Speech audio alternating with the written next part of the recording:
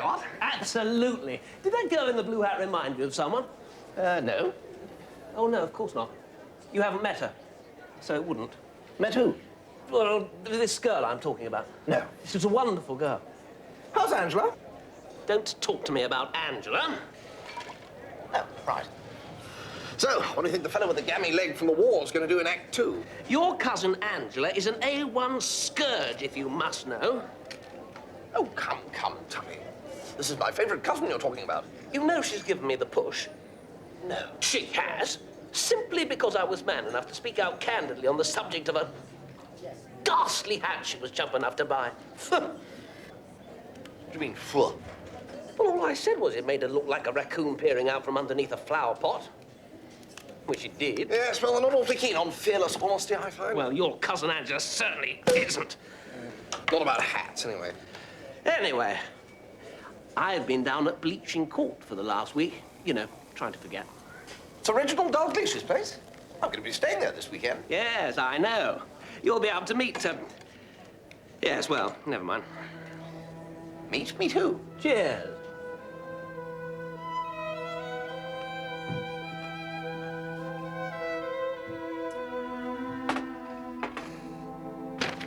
Dash it, Jeeves. I wish you'd at least put it on another table for a change. Sir? I mean, every day, the same old time, you come in with the same old tray and put it on the same old table. Just fed up with the monotony. It's the balliness of it all makes it all seem so bally. Would you like me to put it on another table, sir? No, Jeeves, no, I'm not blaming you. No, it's just... Oh, by Jove, I mean to say, I've been thinking pretty deeply these last few days, Jeeves, and, well, I've come to the conclusion that mine is an empty life, Jeeves. I'm lonely. You have a great many friends, sir. Yes, I know, but you know that play? Oh, what was its dash name? The one I saw last night. No, sir. It's not what you call it. Anyway, the hero's a chap who's buzzing along through life, you know, quite merry and bright, apart from his gammy leg from the war. And all of a sudden, this kid turns up and says that she's his daughter, left over from Act 1.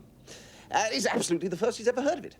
So obviously there's a bit of a fuss, and they say to him, "What ho?" And he says, "What ho?" And anyway, he takes the kid and they go off together out into the world. Very inspiring, sir. Yes, well, I thought so, yes. Well, what I'm driving at, Jeeves, is that, you know, I envied that chappie. You know, having a jolly little girl clinging to him trustingly and whatnot. Someone to look after, if you know what I mean. Yeah, I wish I had a daughter. I wonder what the procedure is. Marriage is, I believe, sir, the preliminary step for those willing to undergo its rigors. Yeah, yes, I suppose so. Oh, well.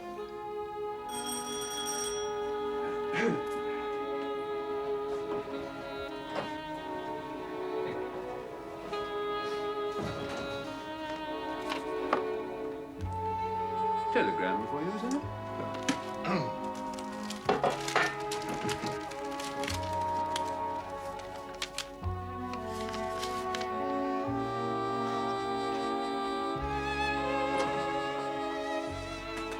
Rummy communication this, Jeeves, from Mr. Glossop. Indeed, sir. When you come down, bring my rugger boots. Also, Irish water spaniel. Urgent. Regards, Tuppy. You know, I'm worried about Mr. Glossop, Jeeves. From the way he was talking last night, I got the distinct impression that he's gone and got himself involved with that Dalglish girl down in Bleaching. Indeed, sir. Yes, apparently he's had some sort of bust-up with my cousin Angela. But I mean to say, Jeeves, if a girl can't, in the course of ordinary, everyday conversation, tell a chap to go and boil his head without said chap turning to the arms of another, well, I mean, where are we, Jeeves? Where indeed, sir? No, I think we owe it to my cousin Angela to prize Tuppy apart from this interloper. Very good, sir. Alors, Jeeves, les gants de monsieur, le chapeau de monsieur, et le poignet de monsieur. I tell you what, Jeeves. Sir? In our recent discussion, children, pattering feet and so forth, I could always marry Bobby Wickham. Get started that way. Oh, no, Jeeves, I know we had an unfortunate experience the last time I was going to propose to her, but she's a good egg, Jeeves, you can't deny that. Well, sir... She's playing at the South Hearts Ladies Tennis Championship today. Book us a couple of rooms at the local caravanserai and we'll pop in and see her on the way down to Bleaching. Very good, sir. Jeeves. Yes, sir? There is a tone that comes into your voice whenever I mention Miss Wickham. If I didn't know you better, I'd almost call it a sigh. Oh, no, sir, I assure I'll you... try and eradicate it, Jeeves. Very good, sir. Miss Wickham is an absolute corker, and as such is a worthy mother to my children. She may have her faults, but she's absolutely chock full to the brim with fizz and ginger. Precisely, sir. Jeeves. Very good, sir. Bertie! Bingo! I was just on my way to find you, Bertie. I wanted to ask you a question. Ask away, Bingo. Do you like the name Mabel? No. Oh. You don't think it has a certain music in it, like the wind rustling gently through the treetops? No. Oh. Oh, well, you wouldn't, of course. You always were a fathead without any soul, weren't you? Come on, I'll take you to have lunch with her.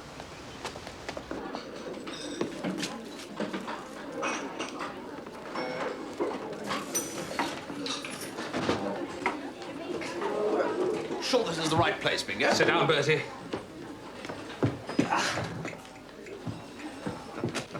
Aren't we going to wait for, Hello, Mabel. Hello. This is Bertie Wooster, a pal of mine. Pleased to meet you. Oh, hello, Mabel. You see, I'm wearing the tie. Suits you beautiful. What's it going to be today, then? I'll have my usual. Cocoa, feeling ham pie, slice of fruitcake and a macaroon. You remember? Same for you, sir. No. I'll just have a roll of butter and a cup of coffee, please. Right.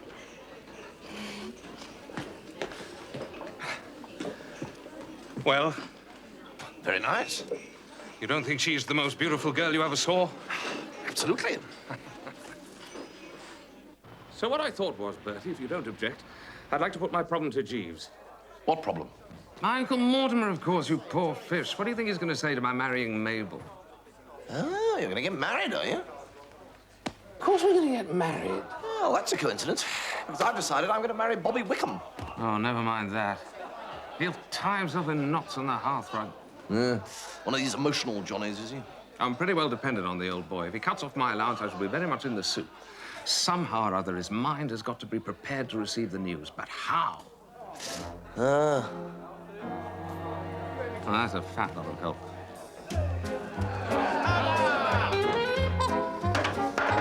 We'll soon have you sorted out, Bingo.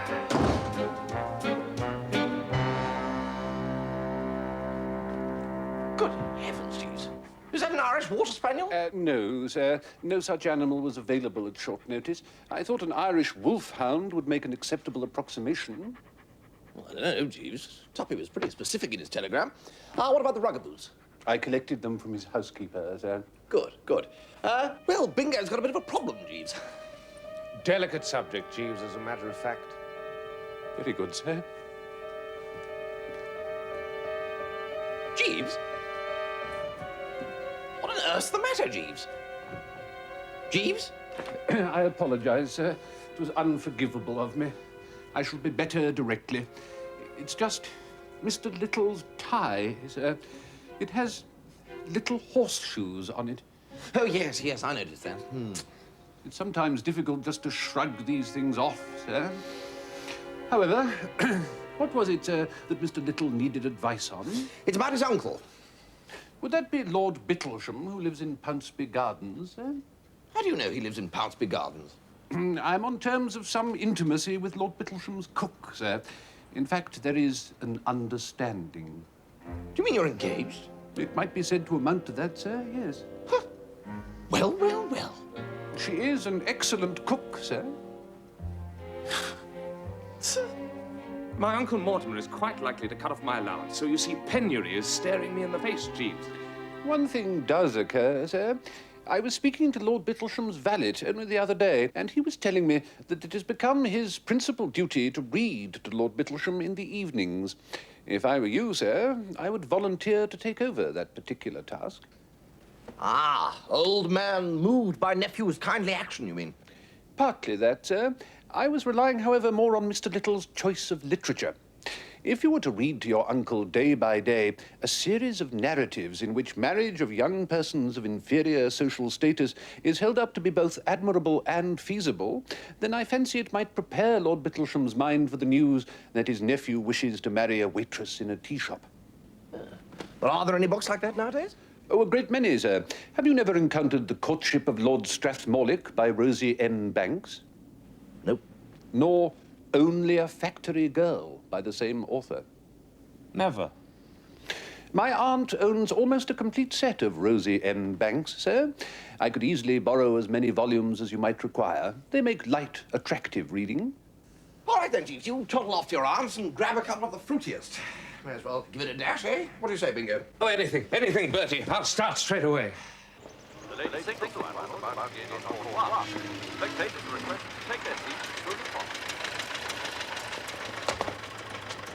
Right, take the luggage round to the hotel, Jeeves, and I'll see you later. Very good, sir. And wish me luck with Miss Wickham, Jeeves. I do, sir. I do. Most heartily.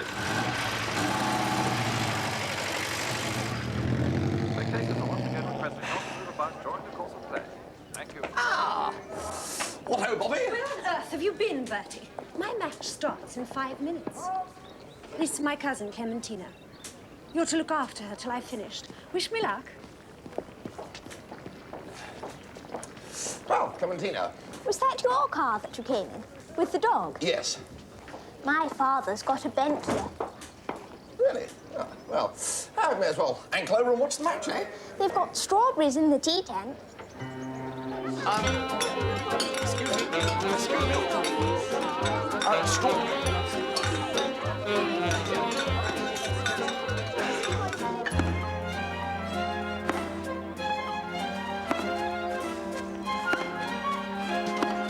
Right, now you better hurry up and eat those, we'll miss the match. You didn't get any lemonade.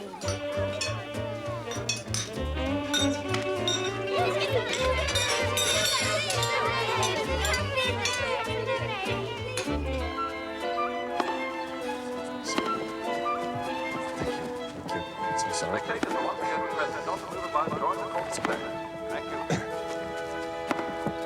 they have any ice cream? No. I saw a boy eating one. Excuse me. Sorry. Game to Miss Wickham. Miss Wickham leads 4 games to 3.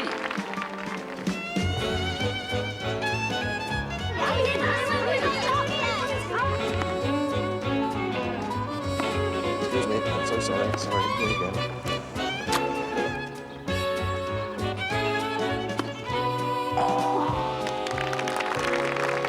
Game set and match to Miss Wickham.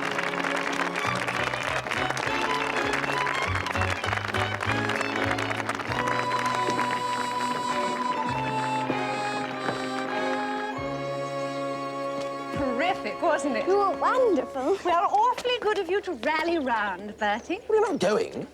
I promised to take Clementina to tea. Oh, yes. I expect you'll need some nourishment, yes. Bye-bye. But, Bobby, there was something I wanted to say to you. You can give me dinner at the Mariners if you like. Bye. This may well be it, Jeeves. It, sir? Pitching the woo, Jeeves. Not to rule out popping the question. The lights will be low, the wine will be flowing. I'm sure I wish you every good fortune, sir.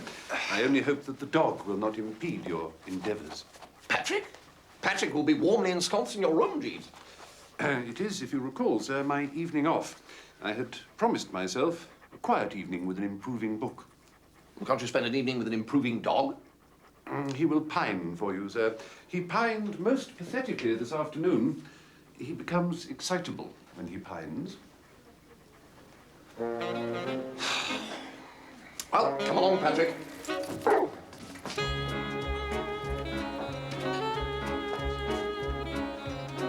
on, Bobby. She's forgotten Patrick, I know it. Hello, Mr. Wooster. Are we late? No. This is Patrick. Clementina loves animals. Of course, she's not allowed to have them at school. Well, what can you expect of a dump like St. Monica's? No. He's sweet. Bobby, I wanted to ask you something. We shouldn't let the waiters tease the dog like that. No, I suppose not. Oh, Bobby, there comes a time in a man's life. Are we going to have ice cream? And double 19 to finish, I think. Thank you, gentlemen. Most enjoyable. Wherever did you learn to play like that, Mr. Jeeves? One picks these things up as one passes through life, my dear.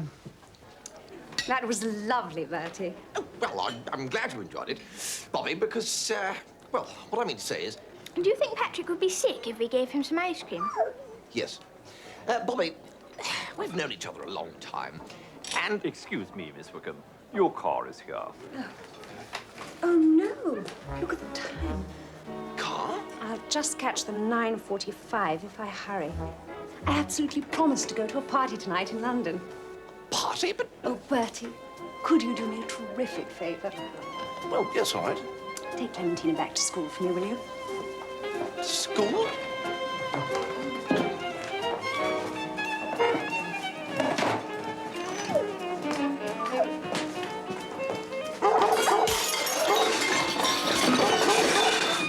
Oh, bless you, Bertie. You're an angel in human form. Well...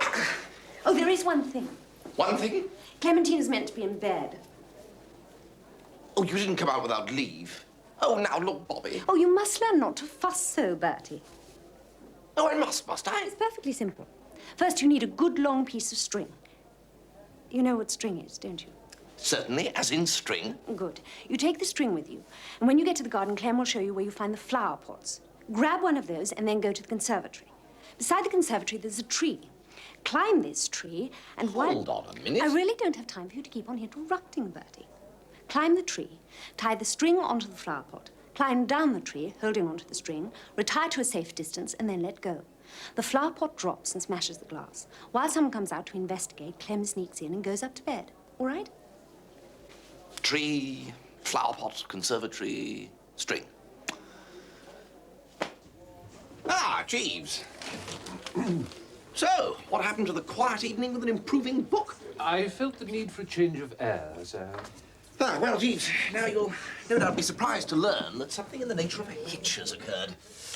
Did your proposal meet with a sympathetic ear, sir? No, it did not, Jeeves. As a matter of fact, it didn't meet with any ear at all.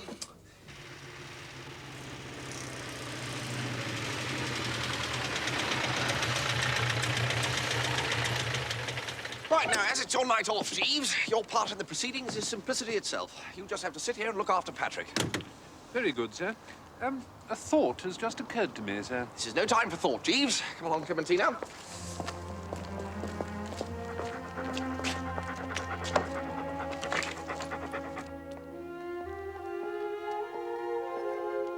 The conservatory's over there. And that's where the flower pots are. Right, well, goodbye, Clementina. Good luck. Thank you, yes.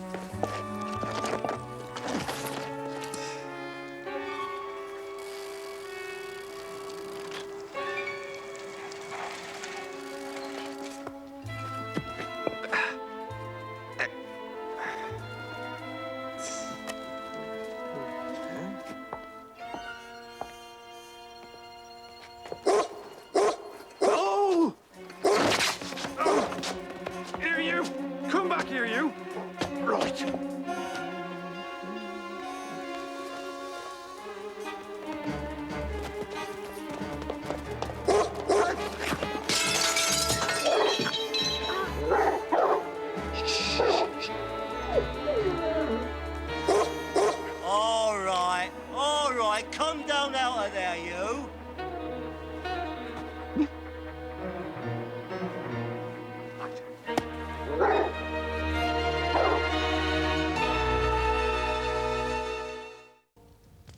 Barbara tossed her auburn curls rebelliously. Her dark eyes flashed. Her father might be only a mill hand, but she had the pride of the Ormskirks, that same pride that had prompted her grandfather, old Stanley Ormskirk, to stand firm when threatened with eviction from his humble cottage by Lord Grantchester for refusing to doff his cap. Headmistress to see the prisoner, Constable. Very good, Sarge. I am so sorry, Mr. Wooster. This is a disgrace. Oh, right. I shall be eternally grateful for the trouble you have taken. Well, you know. You have behaved with great courage. You identify this man, Miss Mapleton? Identify him? Of course I identify him. You are an imbecile, officer. You have bungled this whole affair by mistaking Mr. Wooster for a burglar. He was up a tree, ma'am. Of course he was up a tree. No doubt you had climbed the tree in order to watch the better, Mr. Wooster. Yes, that's right, absolutely. To watch the better. Got it in one. The officer is a fool, Mr. Wooster. By this time, no doubt, thanks to his idiocy, the miscreants you spotted have made good their escape. Probably. Release Mr. Wooster at once, Sergeant. Release this man, Constable.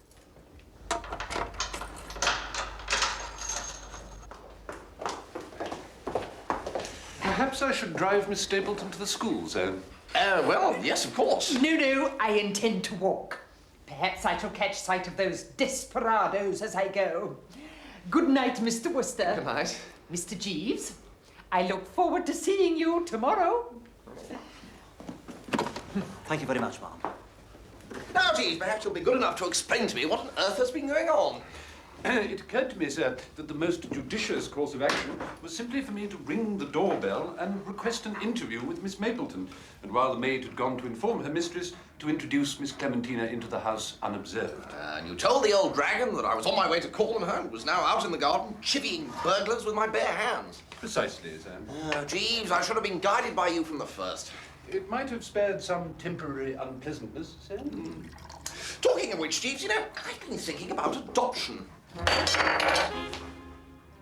Adoption, sir? Yes, I mean, adopting a kid. You can adopt them, you know, and it saves all this marriage malarkey. But what I want to know is how to start about it.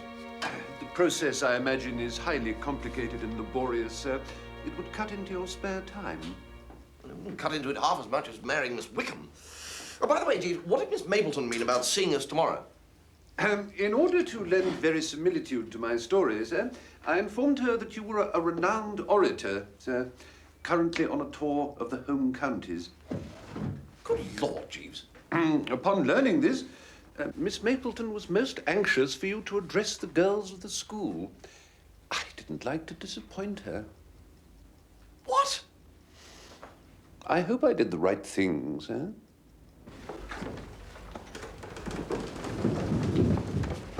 Girls, I have a treat in store for you this morning. One of our great public speakers has taken time from his busy schedule to address you with a few words of wisdom. Mr. Bertram Wooster.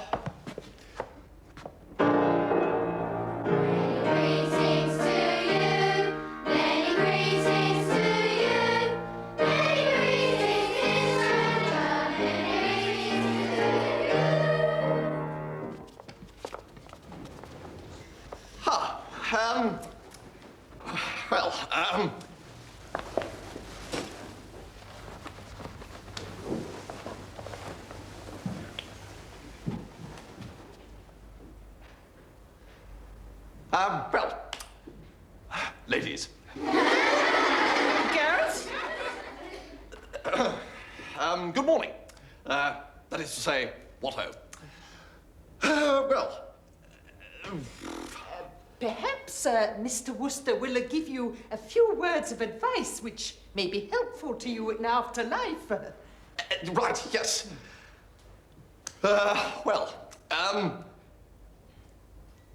Yes, now, here's something that's often done me a bit of good, and it's something that not many people know.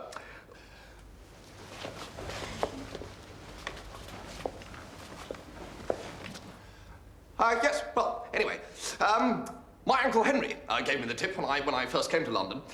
Never forget, my boy, he said, that if you stand outside Romano's in the Strand, you can see the clock on the wall of the law courts down in Fleet Street.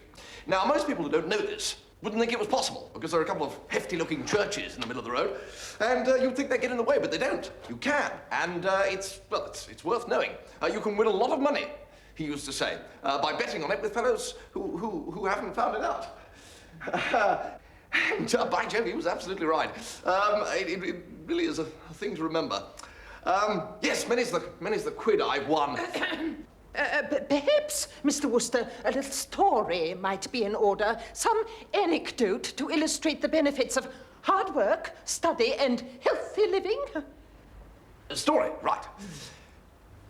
If I can remember stories. Oh, yes, no, here's one I heard recently. It seems that there was this chorus girl, and she met this stockbroker. And he said to her... Oh, Mr. Wooster, wasn't that splendid, girls? We will now sing the school song.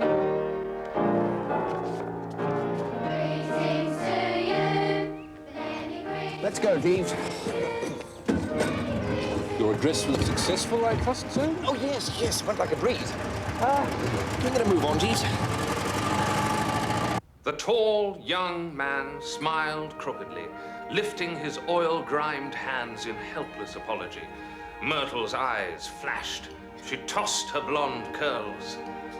She was not to know that this figure in stained overalls and with a worn cloth cap set at a jaunty angle atop a head of unruly curls was the 14th Earl Strathmollick of Strathmollick, Lord High Keeper of Dunoon Castle and Laird of 10,000 fertile acres in his native Dumfriesshire. I do trust that your experience in St. Monica's has not spoilt your taste for the adoption of young girls, eh? Well, I must confess it has given me pause, Jeeves. Am I wrong in thinking that all little girls are hard-bitten thugs of the worst description? Your definition is sadly near the truth, sir. But we must console ourselves with the thought that life without the blessings of children does have its compensations. No, Jeeves. No. I'm too young to give in to such cynicism. I'm an idealist, Jeeves. Very good, sir. My sister, Mrs. Schofield, is coming back from India soon. She's the one with the 3 little girls. I refuse to believe that my own kith and kin can be described as hard-bitten thugs. We Woosters may have our faults, but hard-bitten thuggery has never been one of them. Well, sir... I can give up the flat and take a house for them all to come and live with us. Indeed, sir. I can be a proper uncle to them.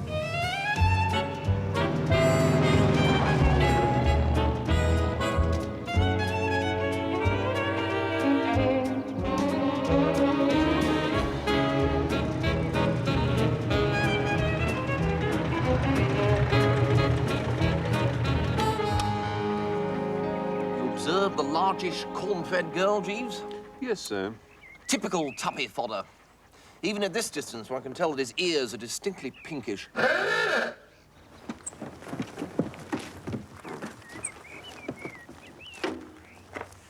Hello, Bertie. Hello, Tuppy. This is Miss Dalglish. How do you do? Hello. Mummy and Daddy are in the sitting room, I think, if you want some tea. What on earth's that? It's an Irish wolfhound. It's for you.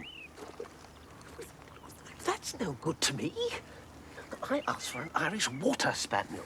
Well, they run out. Oh, really, Bertie? You coming, Hildebrand? Yes, I'm just coming, Daisy.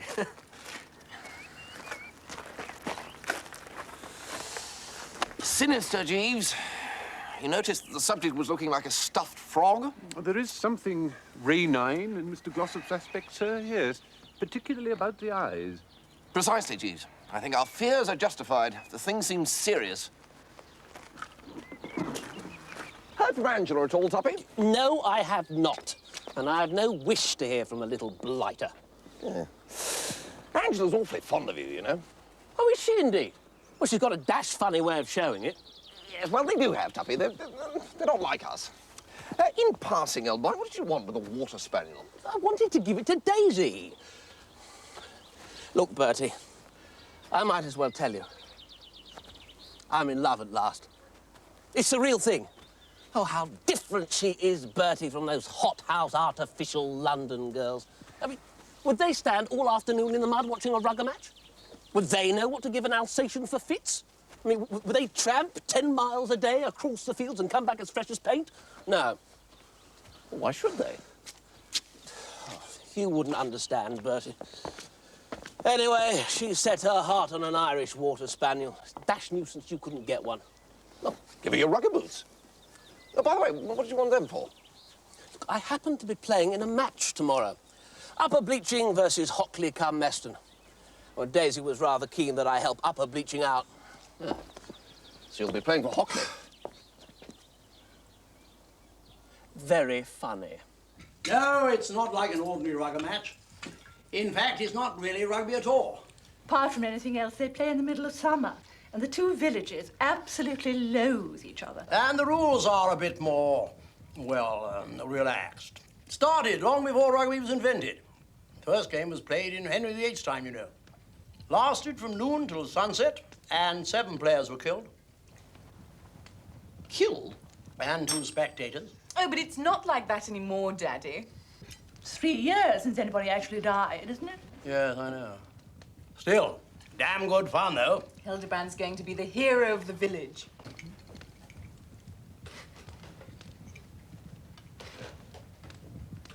Eileen tossed her dark curls scornfully. Perhaps she did only work in a cigarette shop. Perhaps her dress was thin, cheap cotton and patched and worn, too. Nevertheless, she had her pride. The name Ormerod was an old one. Since time immemorial, there had been Ormerods in Blackchester. What did she care for the Fazakalis with their fancy ways?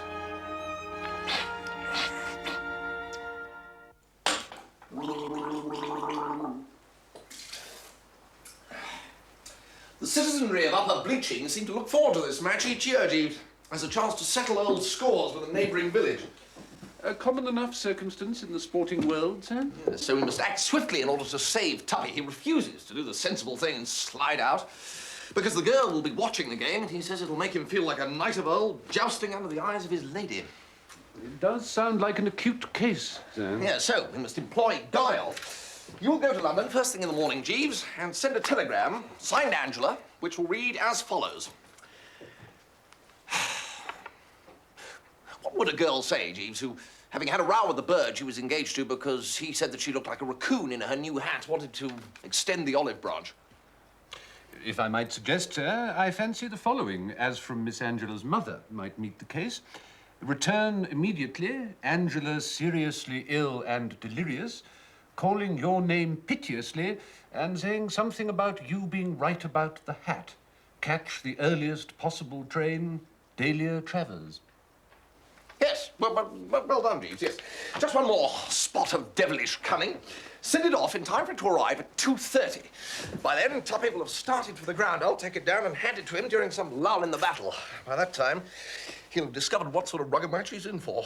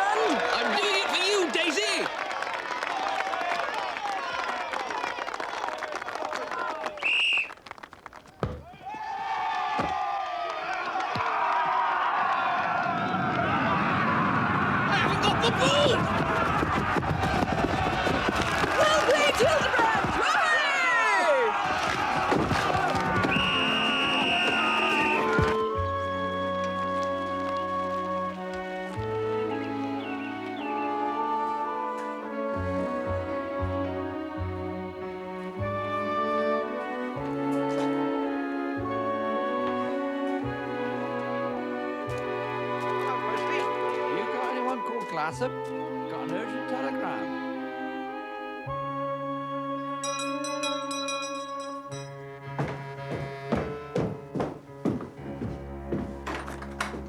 Oh, afternoon, sir. Telegram for Glossop. Yes, thank you. I'll take it.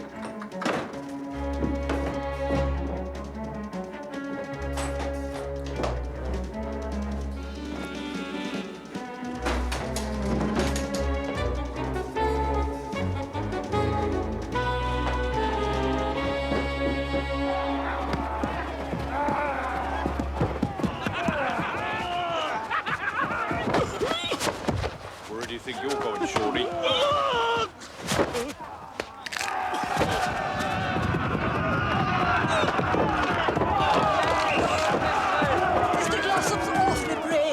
He's a damn fool.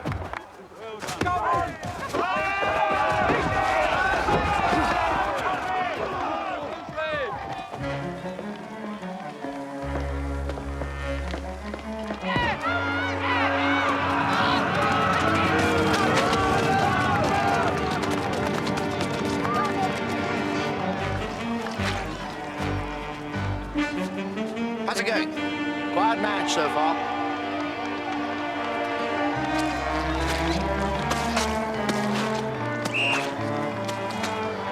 Tuppy, old man. A telegram for you. Do you think I've got time for telegrams now? Oh, but this one may be fearfully urgent. Here it is. Oh, gosh, I left it at the house. Oh, well, it doesn't matter. No, but it does. I mean, it probably does. It's probably something you ought to read at once. If I were you, I'd just say a few quick words of farewell to the murder squad and come back to the house right away. Do you think I'm going to slink away under her very eyes? Good God! Besides, I'm not leaving the field until I've thoroughly disemboweled that blonde-haired bounder. Do you notice the way he keeps on tackling me when I haven't got the ball? Isn't that right? Of course it's not right! Well, I'll tell you one thing. A bitter retribution awaits that bird, Bertie. From now on, I'm going to assert my personality. What? No, Tuppy, I really think you ought to come and read the telegram.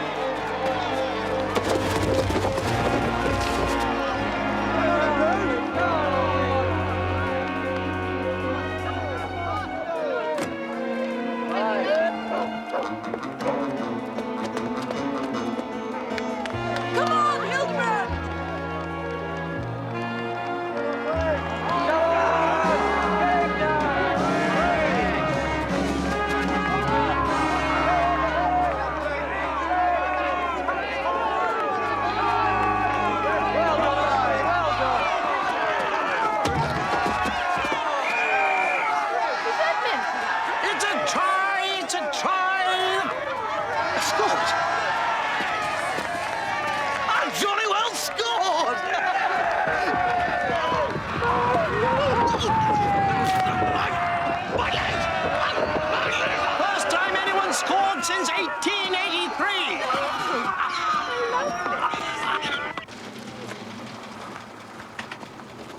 Bertie! Hello, Bingo. What are you doing here? Can't stop. Bertie, you've got to come back to London with me. Why? You've got to have lunch with my uncle tomorrow. Why should I have lunch with your uncle? Because he wants you to. Me? Doesn't know I exist. Oh, yes, he does. I've told him about you. Oh, what have you told him? Oh, various things. Where's Daisy? She's not here, old chap. Had to go to London. I'll tell her you were asking. Well played, by the by. What did she go to London for? Well, she got this message. Jeeves, go back. Yes, sir. I arrived shortly after the second half, well in time to see Mr. Glossop score his try. Try? Oh, my gosh, Jeeves, that means we've failed. Miss Dalgleish will be all over him, calling him a hero. I doubt that, sir. Really, Jeeves? I say, Jeeves, that wheeze of yours of reading to my uncle was an absolute corker. Thank you, sir. Excuse me, excuse me. Tuppy, what happened? I've broken my leg, that's what's happened. And she wasn't even there. Hello, Tuppy. Haven't seen you for ages. I've met this most wonderful girl, Tuppy. Mabel, her name is. I mean, you wouldn't believe how beautiful she is. I sweat myself to the bone for her sake. I allow a mob of homicidal lunatics to kick me in the ribs and stroll about all over my face. And what do I find? She hasn't even bothered to stay to the end of the game. Mabel's very fond of football. Oh, no. She gets a message from someone in London who tells her he's got an Irish water spaniel for sale. So, of course, up she pops in her car, leaving me flat. Mabel's brother plays for Woolwich Arsenal, as a matter of fact. Oh, thank you, Jeeves. Might I inquire, sir, are we proposing to return to the metropolis tomorrow? Yes, I think so. Any particular reason? I have an appointment tomorrow afternoon that I'm anxious not to miss, sir. It was you, wasn't it, Jeeves? Sir? Who told Miss, what's her ballet name, about the alleged water spaniel. Yes, sir. Yes, I thought I detected the touch. You knew she'd go buzzing up to London and miss the game? Yes, sir. Yes, and you knew how Tuppy would react. If there's one thing that gives a jousting knight the pip, it's having his audience walk out on him. Very true, sir.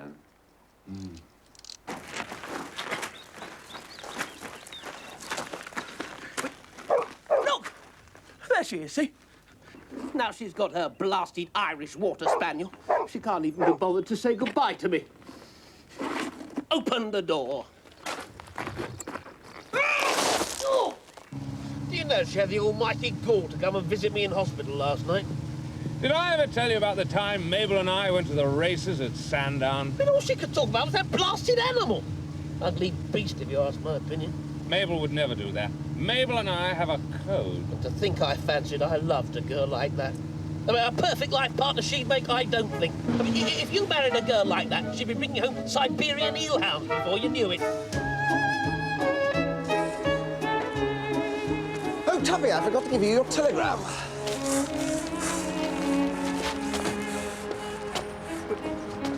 Oh, what a wonderful girl she is. Who's that, Tuppy? Well, Angela, of course. Oh, really? Oh, she understands me, Bertie. Understands me like no other girl in the world.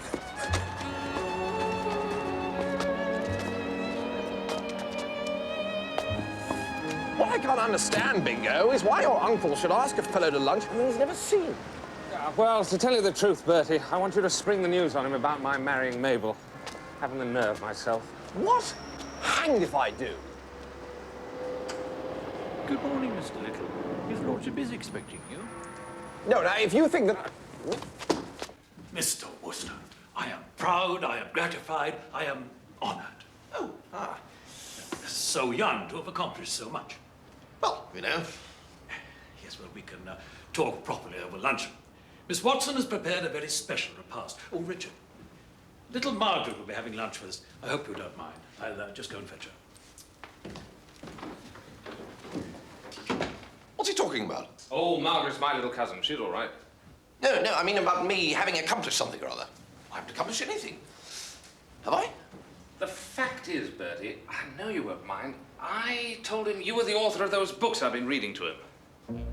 What? I said Rosie M. Banks was your pen name. He'll listen to you now, absolutely hang on your words. But pitch it strong, Bertie, and keep steadily before you the fact that my allowance must be raised. What amazes me, Mr. Wooster, is that a man so young as you should be able to plumb human nature so surely to its depths. To play with so unerring a hand upon the quivering heartstrings of your reader. Oh, just a knack. How many words are there in a novel, Mr. Wooster? Words? Oh, well, I never count. Just let it all come, that's what I say. Well, how many are there on a page? On a page? Well, 20 or 30. I mean, it depends on the page. About 200. About 1,000, more or less. I mean, you're on a single page, you mean? Yes, about 10,000. I mean, that would be one of the bigger pages.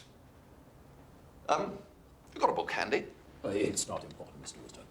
What is important, Margaret, is Mr. Wooster's splendid defiance of the outworn fetishes of a purblind social system. In the magnificent words of Lord Blatchmore in Only a Factory Girl, be her origins ne'er so humble, a good woman is equal to the finest lady on earth.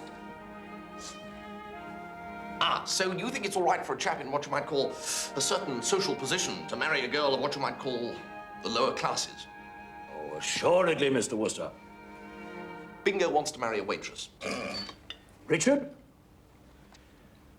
I honor you. You don't object? On the contrary. Well, I hope you don't think I'm butting in here, but his allowance and all that, he was rather hoping that you might see your way clear to jerking up the total a bit. Oh, I fear that can hardly be managed. It would not be fair to my wife. But you're not married, Uncle. Not yet, but I intend to enter that holy state almost immediately.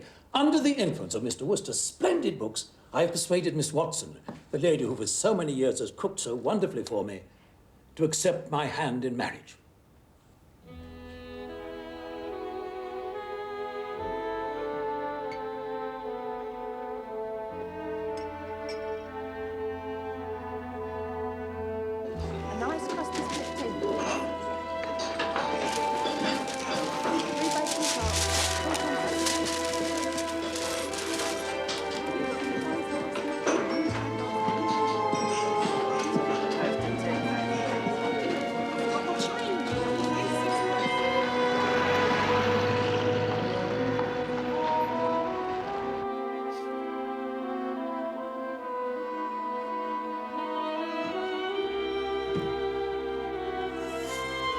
what, Jeeves? No, sir. This is jolly nice. I mean, looking at the clock and wondering if you're going to be late for the good old drinks, and then you coming in with a tray, always exactly on time, and shoving it down on the table, and then biffing off, and then the next night, coming in, shoving it down, biffing off, and then the next night. Gives one a sort of safe, restful feeling. Soothing, that's the word. It is soothing, isn't it, sir? Nevertheless, Jeeves, I must ask you to brace up and bite the bullet. I'm afraid I have bad news for you, Jeeves. That scheme of yours about reading those books to Bingo's uncle, well, I'm afraid it's blown out a fuse. They did not soften him, sir? They did, Jeeves. That's the whole bally problem. I'm sorry to say that your fiancée, Miss Watson, you know, the cook. Well, the long and the short of it is, Jeeves, that she appears to have chosen riches instead of honest worth, if you know what I mean. Sir? Well, she has handed you the mitten and gone off and got engaged to Lord Bittlesham. Indeed, sir. Well, you don't seem very upset, Jeeves. To tell the truth, sir, I was not wholly averse to the severance of my relations with Miss Watson. I respect Miss Watson exceedingly, but I've seen for some time that she and I were not suited. Now, the other young person with whom I have an understanding... Good Lord, Jeeves. There isn't another. Yes, sir. By an odd coincidence, sir, it is the same young person in whom Mr. Little has been so interested. What, Mabel? Yes, sir. Good Lord, Jeeves. Well, poor old Bingo. Shall I contact the estate agents tomorrow, sir? Estate agents, Jeeves? I understood that it was your intention to take a house of sufficient size for Mrs. Schofield and her 3 young ladies to live with you. Oh, no. Hold on. No, that's all off, Jeeves. No, young ladies, fiends, Jeeves, fiends, every one of them. No, how they ever grow up into those adorable creatures that we know and love, I cannot fathom. No, I shall continue the monk-like existence which has characterized my life hitherto. Very good, sir. Oh, perhaps another small whiskey and soda might be called for. Very good, sir.